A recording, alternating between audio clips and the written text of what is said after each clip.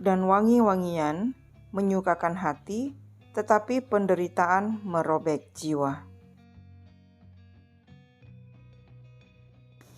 Hai, welcome back lagi ke channelku. Kita buat kue pancung. Ini udah ada santan, garam, dan juga bubuk vanila. Jadi ini untuk garamnya aku pakai setengah sendok teh. Oke, ini kita panasin sampai panas santannya. Jadi kali ini yang aku buat itu adalah kue pancung, bukan kue pancung Medan ya. Kalau kue pancung Medan itu dia nggak segurih ini. Kue pancung Medan itu manis ya, dia manis gurih gitu. Tapi kalau yang biasanya yang ada di luar dari Medan itu biasanya ada kue pancung yang memang dibuat gurih ya. Kalau misalnya yang doyan makan manis, kue pancung ini bisa dimakan dengan dicocol dengan gula pasir. Oke, ini akan aku masak sampai dia mendidih. Jadi nggak sampai mendidih benar, jangan sampai kelapanya itu pecah santan ya. Jadi diaduk terus sampai pinggirannya itu mulai ada kelihatan buih-buih yang menggelegak gitu ya. Pertanda kalau santannya itu memang udah cukup panasnya. Nah, kalau udah panas itu tinggal kita sisihkan, kita siapkan bahan yang lain, oke? Nah, kira-kira seperti ini. Kelihatan ya bagian pinggir-pinggirnya itu udah berbuih yang menggelegak dikit gitu. Oke, kalau udah seperti ini, itu udah bisa dimatikan dan kita sisihkan. Oke, kita lanjut ke persiapan bahan yang lainnya. Karena bahannya ini simple banget. Bahan yang lainnya cuman ada lagi 200 gram kelapa parut yang diambil putihnya aja. Sebaiknya pilih kelapa yang tidak terlalu tua. Untuk tepung berasnya aku pakai 125 gram. Ini tepung berasnya 125 gram. Supaya lebih kenyal aku akan tambahkan dengan 1 sendok makan tepung tapioka cap orang desa ya. Kira-kira 10 gram gitu ya. Dicampur aja.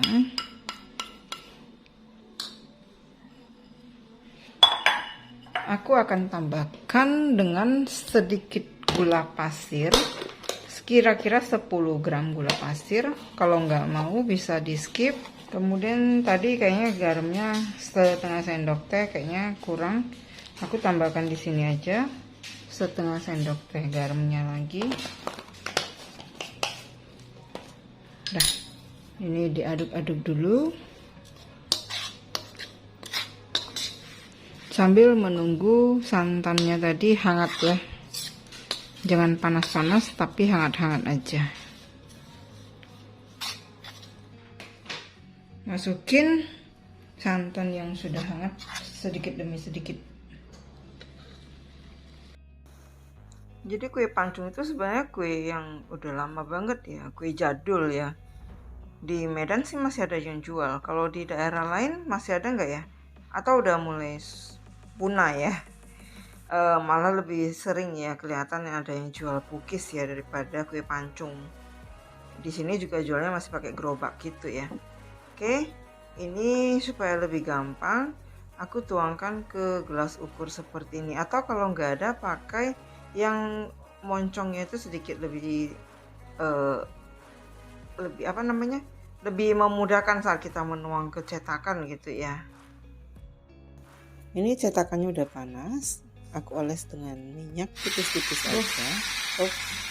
Ini karena saat dituang tidak dikocok tuh, kelihatan ya airnya yang turun, jadi kelapa parutnya itu malah tertahan. Jadi sebelum dituangkan diaduk-aduk dulu supaya dia turunnya bareng dengan kelapa parutnya tuh, nyangkut lagi.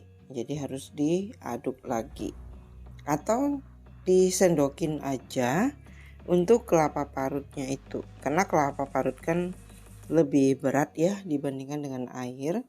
Jadi supaya rata dia sendokin aja, nanti cairannya baru dituangkan aja. Tapi ini cetakannya harus udah panas. Kalau belum panas, jangan dituangkan dulu. Karena itu nanti membuat kue pancungnya itu bagian bawahnya itu tidak bisa coklat.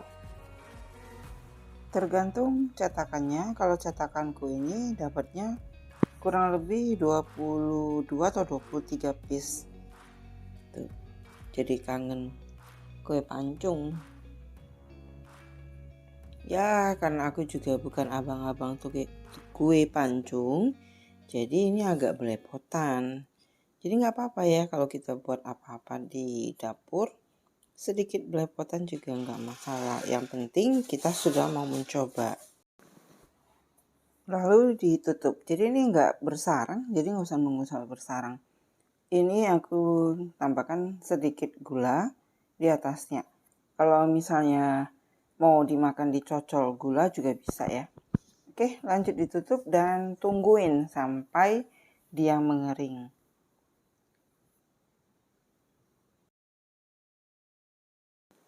Kalau dia belum terlalu mateng, belum kokoh, ini kalau kita keluarkan ya seperti ini. Jadi lembek dia ya, empuk banget sih. Oke, kita coba yang lainnya.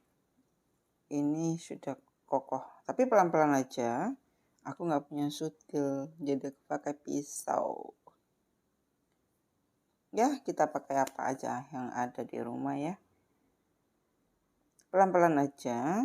Kalau masih belum kokoh, jangan dipaksakan dulu. Ini masih belum. Oke, kita lanjutkan lagi panggangnya. Oke, ini kelihatannya sih sudah ya. Jadi aku coba lagi.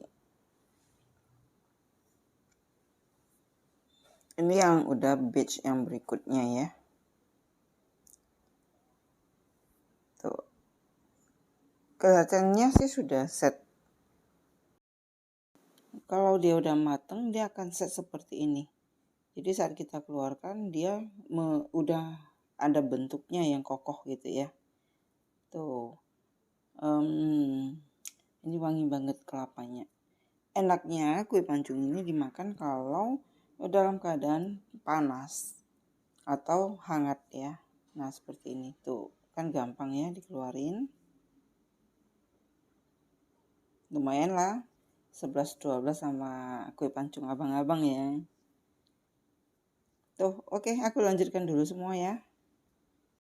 Sambil nungguin yang belum subscribe, di subscribe dan diklik tombol loncengnya supaya setiap ada videoku yang terbaru kalian bisa dapat notifikasinya. Siapa tahu ya yang aku sharekan boleh bermanfaat. Thank you juga buat yang udah support aku selama ini. Terus support aku ya. Tarang, seperti ini kue pancungnya. Ini enak banget dimakan dalam keadaan panas ataupun hangat. Gurih-gurih gimana ya gitu ya. Jadi beda banget sama kue pancung yang ada di Medan. Jadi ini kue pancungnya memang khusus untuk pecinta gurih. Kalau yang doyan manis ini nggak rekomendasi. Tapi yang doyan cemilan yang asin-asin atau gurih ini enak banget. Untuk teksturnya kira-kira seperti ini. Empuk, luarnya crunchy. Nggak terlalu crunchy sih, nggak keras ya. Enak banget. Tunggu aku di video aku selanjutnya lagi. Akhir kata dari pertemuan kita kali ini, thank you for watching. See you. Bye-bye.